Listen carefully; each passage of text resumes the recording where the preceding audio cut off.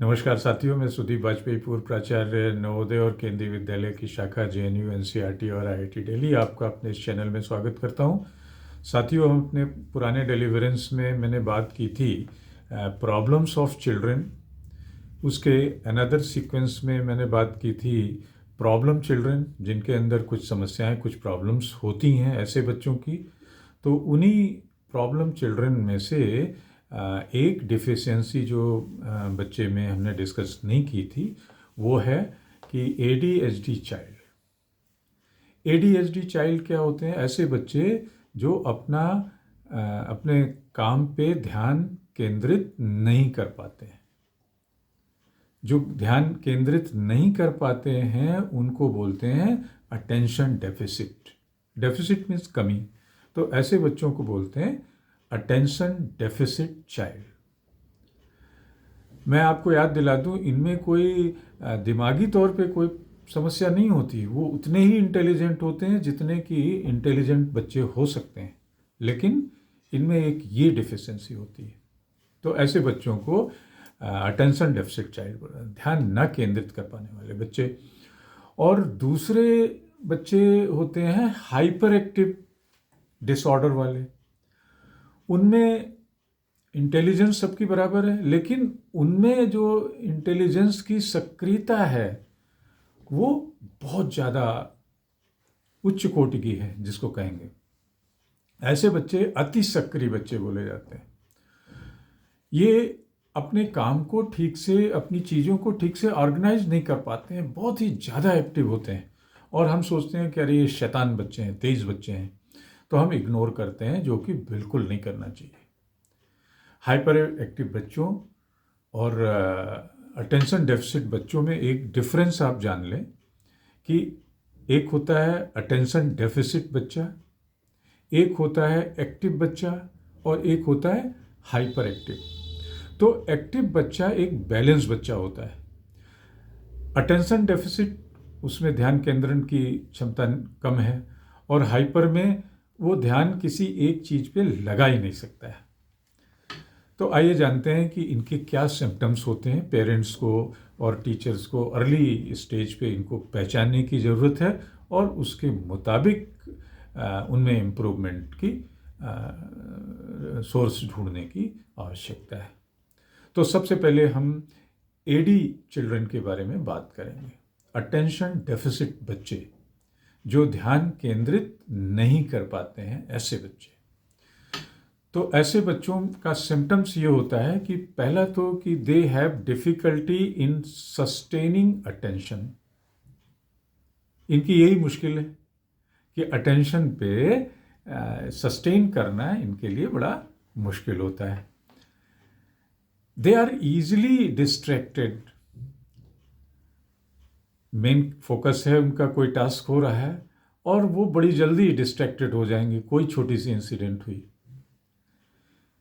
उनमें साथ में ये भी है कि they have the trouble in focusing on task. कोई काम करने में वेल फोकस्ड होके उसको काम करने में उनको मुश्किल होती है। तो ऐसे बच्चों की एक कैरेक्टरिस्टिक ट्रेट ये होता है।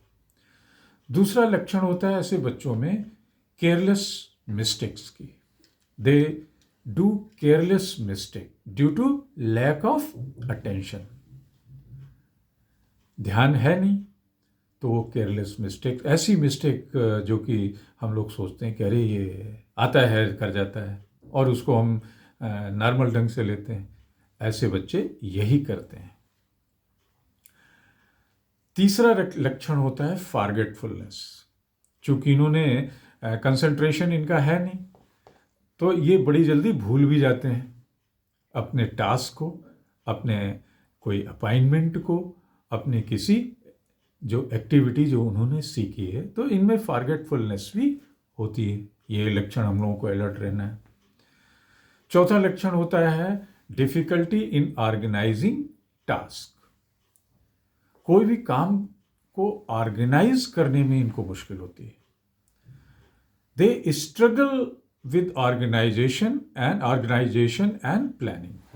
न तो ये पूरी प्लानिंग कर पाते हैं, क्योंकि बीच में ही डाइवर्ट हो जाते हैं, ना ही उसको ऑर्गेनाइज कर पाते हैं, इम्प्लीमेंट कर पाते हैं, क्योंकि वो भी lack of concentration and distraction.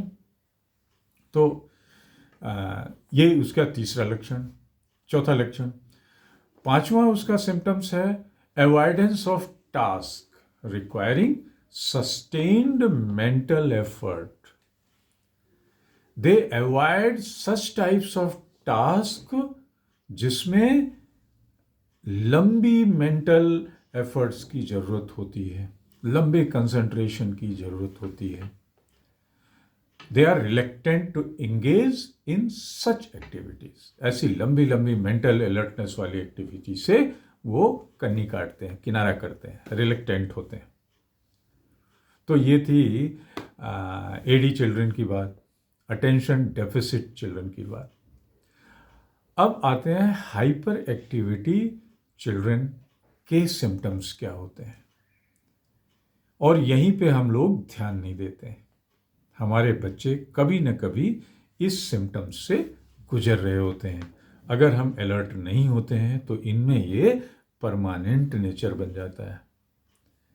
पहला है ऐसे बच्चों का लक्षण कि they have the excessive fidgeting और रेस्टलेसनेस। इनमें हाइपर एक्सेसिव बेचैनी होती है, चंचलता होती है और व्यग्रता होती है।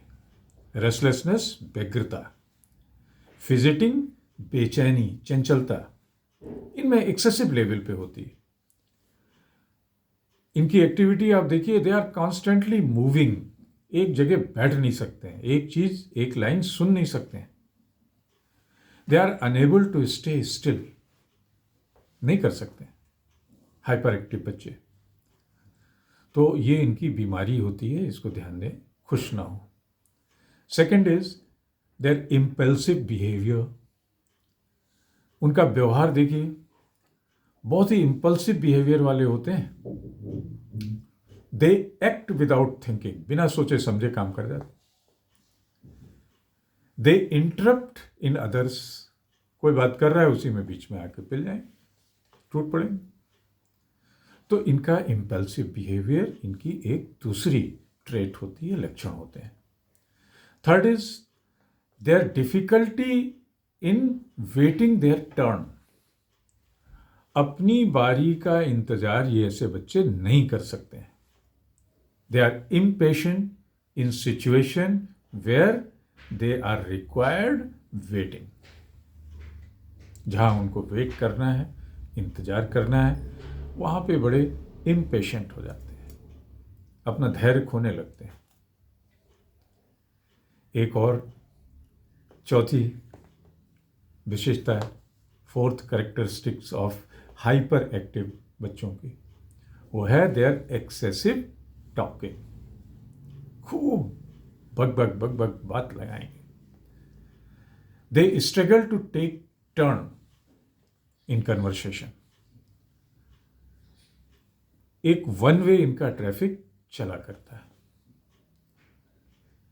Fifth trait of hyperactive children is their inability to play quietly. It is very difficult for such children to engage in calm and quiet activities. ये जब तक शोर शराबा, धूम धड़ाका, इधर उधर ये सब उछल कूद नहीं होगी, उनके लिए मुश्किल होता है। तो हम अगर चाहें कि ऐसे बच्चों को काम एंड कूल एक्टिविटी में इन्वॉल्व कर सकें तो ये बड़ा मुश्किल होता है। तो ये हमने दोनों तरीके के बच्चों के बारे में बात की। एक तो अटेंशन डेफिसिट बच्चों के बारे में, उनकी क्या कैरेक्टरिस्टिक्स हैं, क्या ट्रेट्स होते हैं, और हाइपर एक्टिव डिसऑर्डर वाले बच्चों में इनमें क्या विशेषताएं होती हैं, इनकी क्या कैरेक्टरिस्टिक्स होती हैं, तो इनके बारे में बात करी।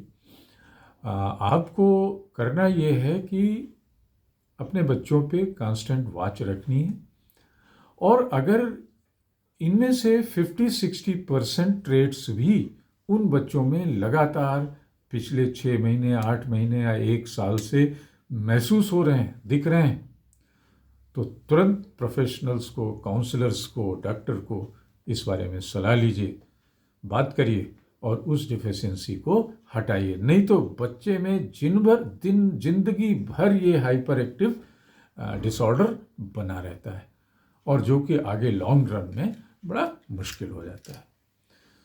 तो धन्यवाद। आपको याद दिला दें, अगर आपने हमारे चैनल को शेयर और सब्सक्राइब नहीं किया है तो ज़रूर करें। फिर मिलते हैं अगले नए टॉपिक के साथ। तब तक के लिए नमस्कार।